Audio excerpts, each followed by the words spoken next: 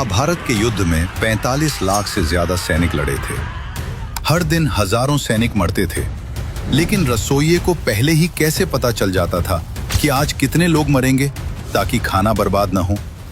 जब महाभारत का युद्ध तय हुआ तो उडुपी के राजा ने श्री कृष्ण से कहा, हे वासुदेव, कौरव और पांडव दोनों ही युद्ध में व्यस्त रहेंगे। मैं हथियार नहीं उठाऊंगा, लेकिन मैं इस विशाल सेना के लिए भोजन का प्रबंध करना चाहता हूँ। कृष्ण ने उन्हें अनुमति दे दी। युद्ध शुरू हुआ। पहले दिन भारी संख्या में सैनिक मरे, दूसरे दिन उससे भी ज्यादा। लेकिन हैरान करने वाली बात यह थी कि उडुपी नरेश जो खाना बनाते थे वो न तो एक दाना कम पड़ता था और न ही एक दाना बचता था। युधिष्ठिर हैरान थे। उन्हें समझ नहीं आ रहा था कि राजा को कैसे पता चलता है कि आज कितने हजार सैनिक कम होने वाले हैं। 18 दिन बाद युद्ध समाप्त हुआ। पांडवों की जीत हुई। राज्याभिषेक के समय युधिष्ठिर अपने मन का सवाल रोक नहीं पाए। उन्होंने उडुपी नरेश से पूछा, महाराज, आप त्रिकालदर्शी तो नहीं हैं, फिर आपने 18 दिनों तक मृत्यु का सटीक अनुमान कैसे लगाया? खाने का यह सटीक गणित आपने कैसे किया?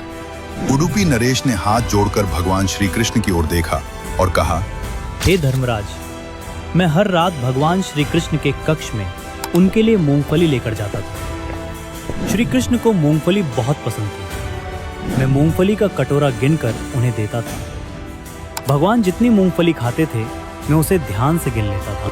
राजा ने आगे समझाया, श्री कृष्ण का एक ही संकेत था, एक मूंगफली बराबर 1000 सैनिक। अगर श्री कृष्ण रात को 50 मूंगफली खाते थे तो मैं समझ जाता था कि कल युद्ध में 50,000 सैनिक मारे जाएंगे। अगर वो 20 मूंगफली खाते तो मतलब 20,000 सैनिक मरेंगे। मैं अगले दिन सुबह ठीक उतने हजार लोगों का खाना कम बनाता था। भगवान को पहले ही पता होता था कि कल विध्वंस कितना बड़ा होगा। ये सुनकर युधिष्ठिर और पूरी सभा नतमस्तक हो गई।